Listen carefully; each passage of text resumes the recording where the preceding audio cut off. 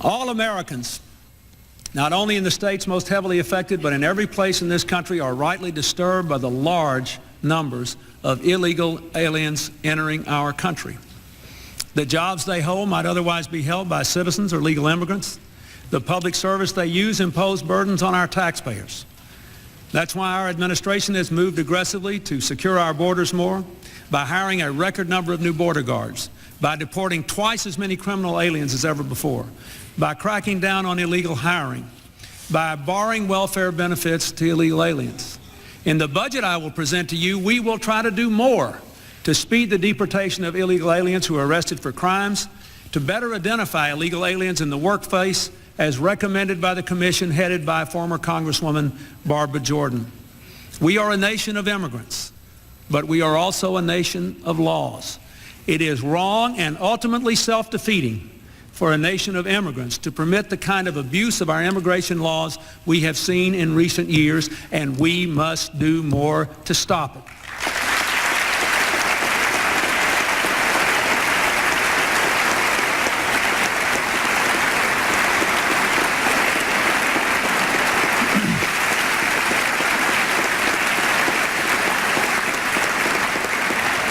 Hi, I'm Danny Ramos, and welcome to this week's edition of Hispanic Speak Out TV, brought to you every week for the past 13 years, first on Bright House and now on Spectrum.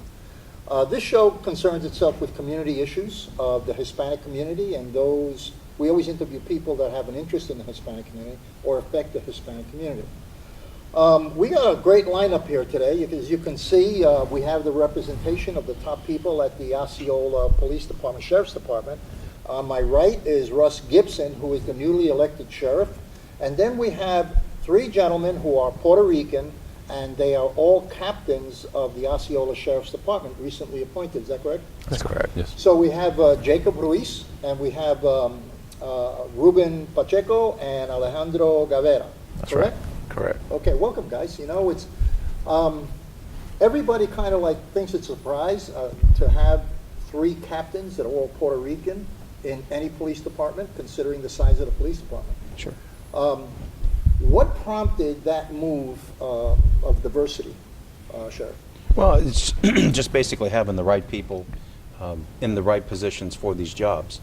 I have a relationship with all three of these gentlemen throughout the years of working at the Osceola Sheriff's Office. And when I was elected sheriff, I began to formulate a command staff and looking at the needs of our department as well as our community. These three gentlemen immediately came to mind, and I was proud to make the offer of captain to them, and I just told them today that I was very proud of them and the job that they're doing in representing the agency and their community. Is it easier for you guys to represent and work knowing that you are representing the largest portion of the community in Kissimmee? In other words, do you find it more psychological identification with the community because you are Puerto Rican and a large section of that community is Hispanic? It is very easy, and the reason for that is all three of us have lived in Osceola County for several years, so we are very accustomed to the culture in Osceola County, and also we are accustomed to the culture of the Hispanic need as well. So we are, it is very easy to transition, to make that transition in any part of the county within the county have that need and that contact with the Hispanic community that we have. I speak for myself. I was born and raised in Puerto Rico. So it is for me, I can definitely identify myself, but it's a Hispanic family or community, or not even have to be Puerto Rican, but Hispanic in general, Central America, South American, and have that really contact with them in relation to the culture. So for me, it's very easy for me. You know, it's a lot of, because it is a migrating and immigrating community, you know, even if it's Puerto Rican is part of the United States, but Sure. Still, people come from the island and the habits, driving habits, social habits are very different from in the United States.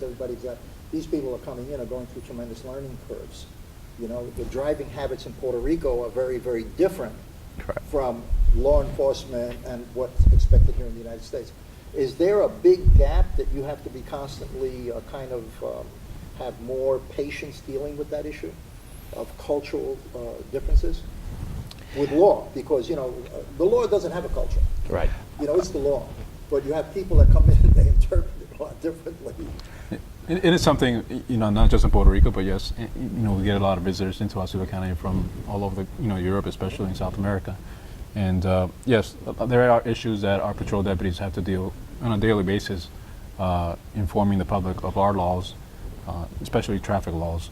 I know in Puerto Rico, a big common thing is that patrol officers sometimes have their lights on when they're just patrolling in certain districts and certain areas of the night. Over here, we don't do that, and we usually initiate traffic stops by turning on our overhead lights. So there have been incidents in the past, I remember as a deputy, where I would try to conduct a traffic stop. The person was a new person from Puerto Rico and wouldn't pull over right away because they're accustomed of patrol officers in Puerto Rico just driving around with their lights on. Yeah, And so things like that, yes, do happen, and it's just a communication and education between us and our community. Do you find that you have a particular special responsibility because you are Hispanic and you are captains, newly appointed captains? Is there, besides law enforcement, do you feel any additional responsibility because you're Hispanic? No, per se, because I'm Hispanic. It is one, we owe it to the sheriff. We are loyal to the sheriff and to the office. We're loyal to our county government, but also we are very loyal to our community. So we owe it to the community. Everything that we owe. I'm here because Sheriff Gibson appointed me to this position, but we are here because the community needs us, and the community elected Sheriff Gibson to be sheriff and instilled that trust in him. And for us is probably somewhat of the same challenge, and we don't want to violate that trust with the community, and we owe it to the community. So we are here because we owe what we're doing in our offices and in our positions to the community and for the community. We're going into, every time you turn on the TV now, there's always something going on with shootings. Even recently, the shooting that came in Orange County, everybody was waiting for the shoe to drop to be terrorism related. It wasn't. Right. Apparently. Yes, sir. It was a disgruntled employee who just lost it, and he killed a bunch of people.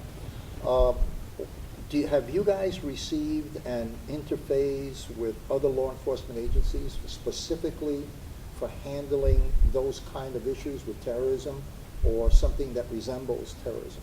Absolutely, and we work with different organizations, and we share intelligence through CFIX, which is Central Florida Intelligence Exchange.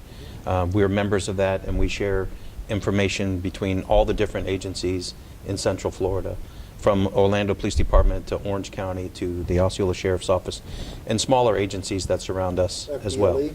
Absolutely, FDLE is a part of that. FBI? Yes, sir. Is there procedures set in motion between your departments and their departments in the event of an incident as far as lead goes? Let's say something happens in Osceola County that's terrorism related, because you guys are a center for tourism. Sure. And of Yes, course we are. that would lead to me to think that area, tourism area, is a major target. When something goes down like that, are you in charge of that, or do other people come in from the outside and take it over once it's kind of defined? Well, if an incident takes place, we would, of course, be the initial agency looking into that incident, and if it's looking as if it could be related to terrorism, we would notify the Federal Bureau of Investigation to come in and essentially they would take over the investigation. Does the FBI have offices in Central Florida in order to react? They do have- Considering that you have Disney and all these other things? Yes, sir. They have an office in Orlando, and we're in touch with them through different meetings throughout Central Florida that we have together. Is there I know there's a national database, but do you have access, or does Osceola County, or even Orange County, have access to any kind of database that has certain people on the radar that are watched or are suspected of potential certain types of behavior that may be related to terrorism?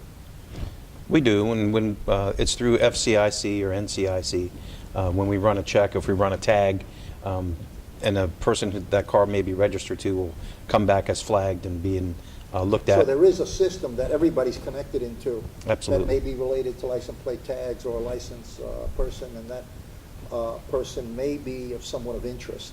Yes. And what happens if you do stop someone who's on that list? In other words, how do you handle that? I mean, I mean, it's got to be a lot of apprehension, you know, going to a car and that thing is tagged, and you see that this person can be a potential liability. So, although everyone that you stop probably is. Well, How do you handle that? depending on who the person is and what they're being looked at for, Okay. there could be special instructions that would come up on your computer screen to tell the officer to not approach or to approach. Okay. But then after your approach or your contact this agent at this number Okay. to explain what your interaction with this person And was. does that happen in the car right there? You know, contact the person, contact another individual? Sure. Before you get out of your car? Well, it'll have those instructions, and it may ask you to contact the person that might be in charge of that investigation that's being conducted. Okay. And you can do that, you know, via a cell phone, or if it's afterwards, then you can also make that connection with them. Okay, okay. There is, let's jump the fence a little bit. There is a drug epidemic in the United States that everybody's been talking about. Sure. Regardless of the efforts that are being made to stop at the border, that's a different issue because we have a tremendous problem with prescription drugs Oh, yeah. and the sale of prescription drugs underneath the table. How is this epidemic going on in Osceola County? Well, like I said, we do have a heavily Hispanic and Puerto Rican population, and heroin has been a big issue. It's a big issue in Puerto Rico, and you know, eventually what happens is that comes up here too as well. Our heroin is probably one of the cheaper drugs out there now, Really? one of the easier ones to get a hold of, and its popularity has gained throughout the years. And you know, there's a lot of overdose and a lot of issues with heroin, and we're looking at equipping our deputies that respond, first responders, with Narcan to assist in helping saving lives when there's a case of an overdose. Do you have certain people in the department that are specifically trained to work in that environment? In other Well- words, you know, undercover or, you know... Absolutely. Yeah. Yes, sir, we do. Okay. And does that have a specific geographic area within your community? Does it take place, for example, at hotels or nightclubs or restaurants, or is it just all over the place? Well, I mean, Specific areas that we- you recognize as being there- kind of infested? there, with there that are area? there are heavier drug areas than others. I mean, drugs can be anywhere Yeah. in any Yeah. community, in any walk of life. But yeah, there are predominantly our heavier drug cases happen to be on the west side of Osceola County, West 192, where we have a transient community, and you know, a lot more of the hotels, and also where there's more heavily populated within the cities, probably like in Buenaventura area and down south in Point Siena. And is that problem been escalating, or do you feel you have it capped? Do you have it under control, or do you need more reinforcement, more resources in order to keep it capped? Well, Based upon what you're thinking, Yeah. you know, you're the sheriff, so. Yeah, it's a constant battle, and that's something that we're constantly fighting. If you want to call it a war against the drug lords, and you kind of touched on it earlier with the pill mills that were so prevalent and they were so easily and readily available. People were abusing it with their prescriptions, and then the state of Florida attacked those pill mills, and we got it pretty much under control. And so the folks kind of turned to something else, and that was where the heroin is really making a tremendous comeback. And it's so dangerous to our public. So it's a constant battle to try to get ahead of the game or even stay even with the game. And as a local law enforcement agency goes, we want to use every resource that's available to us, but additional resources can always be utilized and very welcome. What's the origin? Where does it come from? I mean, they're not, you know, they don't have poppy seeds fields in Osceola County. So where does that drug flow come from? Is it coming down I-95 from north? Is it coming from where? Alex, you brother. I come from the drug game, so Yeah. there's a lot of avenues where drugs come from. Drugs come even in the mail, in the U.S. Post Office. It comes through highways, through the ocean, through the air, through the mail. It has a large avenue of transportation to either our community, communities that surround us. So it is a very complex system, and it is a very active system of how to transport narcotics into our counties or into our communities. And we have identified all those, and you know, we have resources that, you know, so takes care of all that, and and intelligence and gets properly handled and managed, and proper resources are placed to attack certain areas and certain issues, and also more broad issues. So we have several drug units that take care of that, not only street level, but then we have also where we actually attack organized groups that handles drugs and other crimes. What kind of prevention do you have in the area of drugs dealing in the high schools and also in the middle schools? Because I would think that that would be a target, a major target for anybody who's peddling drugs, whatever kind of drugs they're peddling, is to get young kids hooked and then put them to work on the street for them, you know what I mean? So do you guys have an active program working with the school system? They have a school resource officer. They work in the schools with the kids, and not only by teaching them what to combat and stay away from, but I also have programs to teach them. So there's an educational program inside every school? Yes, well, not every school, but Okay. Majority of schools have an SRO, and they do have them, and they go through and put the programs. I want to back up a little bit because now we're talking about schools, so I want to talk about school safety. So what about school safety? In other words, the big thing that happened in Connecticut, I believe, where someone went into a school and killed all those children, is are our schools really safe? If I'm a parent, okay, and I have grandchildren, obviously, but they're not school age yet. They're going to be school age in 2 years. Do you consider the school system, and I know this is controversial, so it's a hot question, you know what I mean? Do you consider the school systems in Central Florida safe from the point of view of the parent as far as getting penetrated by some guy who's lost it? Absolutely. We train all the time with our school board members and our teachers for active shooting situations, and it's a constant training that continuously goes on. I know my children, Jacob's children, they go to public schools, and I can tell you that I believe in our school system and the deputies that are there. They're trained.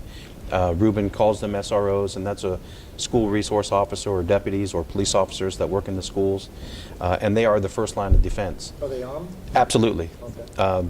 The majority of the deputies or police officers are wearing a uniform with their insignias, whether it be something like we're wearing today, or if it's something that is embroidered and we're clearly marked and armed. But the idea is to build a relationship with the children from kindergarten all the way up to 12th grade, that they can have somebody to rely on, to depend on. If there's a problem, they can be a confidant for them or help them get out of a bad situation. And we try to teach some of that to the kids in the classes. So to make it as safe and conducive as it can be. We want our children to be in a safe learning environment, and we want our educators to know that they're free and safe to do what they need to do to teach our children, and I think we're accomplishing that, not just in Osceola County, but in Central Florida in general. We're going to take a little break right now, so we'll have a commercial break, and we'll be back in 1 minute. We're going to talk about some beer. We'll be right back. Esto es amor de verdad, nadie lo puede dudar. Step up to craft beer. Taino Light Lager has a crisp, refreshing Caribbean-style flavor. Boricua Craft Ale, full-bodied flavor for the true beer drinker. Stop drinking beer water. Taino Craft Light Lager and Boricua Strong Craft Ale. Feel the rhythm and come up to craft beer. Hi, I'm Danny Ramos, and welcome back to Hispanic Speak Out TV. We're here with Russ Gibson, who's the sheriff for Osceola County, and also the recently appointed captains that are, the three of them are Puerto Ricans, although there's some controversy about that, because one Puerto Rican was actually born in Puerto Rico, and he might not consider the other two guys Puerto Rican, because one was born in Ohio. Iowa. Well, it's close. Yeah, it's pretty close. Not Florida. It's not Puerto Rico. And we've been talking about some of the issues that face our communities. One of the things that concern me is a big thing with human trafficking right now. Human trafficking, especially, I think Central Florida is number 2 or 3. How do you deal? Do you have a mechanism to deal with human trafficking, or is that more like an FDLE or another law enforcement arm that deals with that? Well, we're partners with the Metropolitan Bureau of Investigations, MBI, and they deal a lot with the human trafficking issues in all of Central Florida. Do you come across human trafficking in Osceola County at all? Have you seen it? Do you come exposed to it?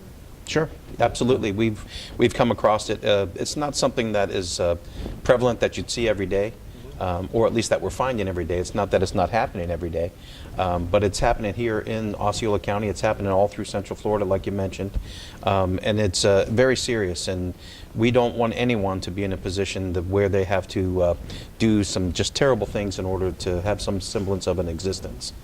So we are attacking that with all measures possible, locally here at the Osceola Sheriff's Office, and also, again, through the partnership that we have with the Metropolitan Bureau of Investigation. I think that human trafficking is related a lot to drugs, because, the best thing I would think that a trafficker would do is to get his victim on drugs. It seems that you have a lot of land available. It's a lot less expensive to live towards Osceola than it does in Central Florida and Orange County. So, are you finding a large illegal population? Illegal. Well, okay, I'm going to use the word illegal. Okay, so I'm not going to be politically. Do you have a lot of people coming in that you think or that you feel are undocumented coming into Osceola County? That's always been an issue in Osceola County, and it's going to grow. We do have a population of, like part of our county is ranchlands and orange groves, and so there's a need for that kind of labor, and kind of draws some of the undocumented they have workers. A lot of that in Apopka, for example, during certain seasons. Yeah, is that happening in your side? Yes, because of some of the ranchlands and some of the work out there, and there's a lot of construction work as well, and that draws in undocumented workers and people who are here illegally. Does that become a law enforcement issue from the point of view of your perspective, to have a group of people that are undocumented? Are they assimilated to the point that they understand the do's and don'ts and the laws, or do they stay down and under? Being here legally, I mean, that's a federal issue, really, and for us, local law enforcement, we treat everybody the same, and we expect you to follow the laws of the land, the state of Florida, and the county ordinances. Okay, so let me give you an example. What happens if you make a stop and the guy doesn't have a driver's license and he's an undocumented? Well, we don't. So we deal with the fact that he's driving without a license. Correct. Okay. The fact that he's not here. We can cite him. It is a criminal infraction. He could be arrested for driving without a license. But the fact that he's here illegally, we don't deal with that. You don't bring it up as an issue? No. Now, if he's arrested and ICE has a detainer on him or something like that, then they would contact the corrections once he's booked in the jail. That's an interesting question, because that's very controversial right now in the United States, whether a local law enforcement department will detain someone long enough for ICE to react and pick them up. What is the, and putting on the, what is the policy of the Sheriff's Department having to do with if you have a person who is, because you have sanctuary cities and they'll let the person go before ICE gets there. Sure. So there's a big controversy going on, out of the White House and, and all the states with that. So what is the policy? What do you guys do with that kind of situation? Well, it's an interesting situation in and of itself, because it deals with an agreement between the federal government and the local jail. In Osceola County, we are one of very few counties that do not operate the Osceola County Jail. So who does that? The jail is ran by the Board of County Commissioners, the BOCC. They have hired a chief that runs the jail, and she has her staff there. So essentially, that would be an agreement between her and her staff, the chief of the Osceola County Corrections, and an agreement with the federal government. So you might arrest someone, take them to the jail, and then your job is done. And then it's up to who's ever this lady who runs the jail. The chief, yes. To determine whether or not to hold that person or whatever. But if you cite the person, they have to appear in court, don't they? Absolutely, yes, sir. They would have to follow the same laws, and the same penalties would go to them as it would anyone else. Okay, so they would retain that person until at least the court did. Absolutely. Okay. Yes, sir. All right. It's interesting because, and how do you feel about? I don't know if you can answer that, and if you can't answer it, don't answer it, because I understand you're in a sensitive position because you can't express yourself politically. because the immigration thing is so volatile, it's created a huge pushback on both political parties to almost, they're rabid against each other, you know what I mean? When you deal with that issue locally, politically, how do you deal with that? How do you deal with the guy who's crazy, nuts about saying, no, you can't do anything to incarcerate these people, they belong here, and versus the person who's more conservative, and he says, no, they should toe the law. Yeah. So what is the position of the Sheriff's Department? Well, to us, it's not that difficult because we work within the confines of the law, and we follow the laws, and that's what we've taken an oath to do. But there are departments in this country that are not doing that. Absolutely, and that's where you have mentioned sanctuary cities and sanctuary counties, and Osceola County is not one of those, because what's happening here is if a person breaks the law, we would treat them just the same as they would anyone Regardless else. of if it's a citizen or not a citizen. Absolutely. If it requires an arrest being made, we're going to make the arrest. We're going to send that person to jail. They have an obligation to see that through to the end until it's clear through the courts. And if that, if they get out before, ICE is notified, if they have something in the computer system that says that they need to be notified, they'll have that time period to come down and put the detainer on them or not. In my experience in 31 years in law enforcement, it hasn't changed yet that I know of. ICE doesn't really jump out of bed and come down there and put detainers and holds on people. They'll ask us to get a number for these folks and a good address, and they'll check up on them later.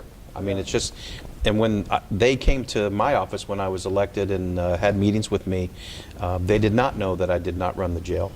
And once I didn't know you didn't run jail. Yes, sir. Responsibility. Absolutely, and in most cases, the sheriff runs the county jails. Yeah.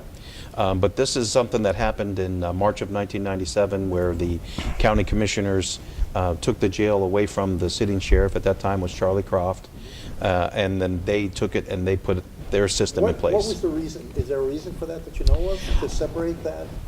Well, I was working there at the time, and I was low on the totem pole, and I just know that there was some frictions. This entity didn't see eye to eye with this entity, and it dealt with funds and how they were being spent or used for the jail as opposed to that. Is it an effective situation now? Does it work for you guys as law enforcement guys that are in the street, and heading up your departments, having a separate system for the jails? Does that work for you?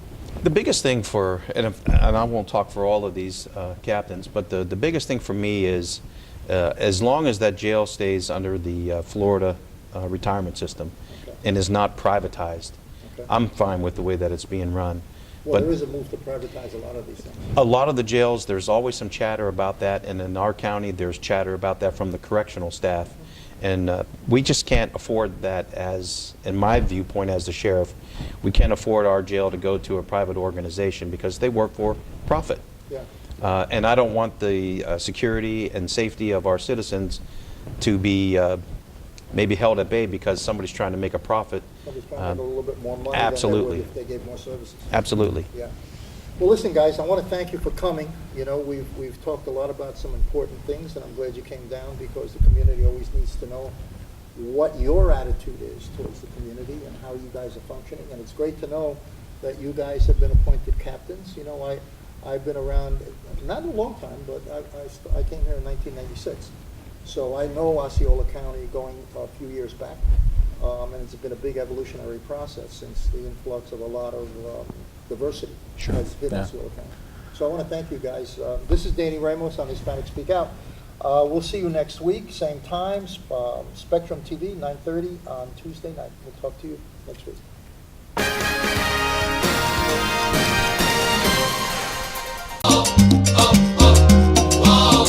Esto es amor de verdad, nadie lo puede dudar. Step up to craft beer. Taino Light Lager has a crisp, refreshing Caribbean-style flavor. Boricua Craft Ale, full-bodied flavor for the true beer drinker. Stop drinking beer water. Taino Craft Light Lager and Boricua Strong Craft Ale. Feel the rhythm and come up to craft beer.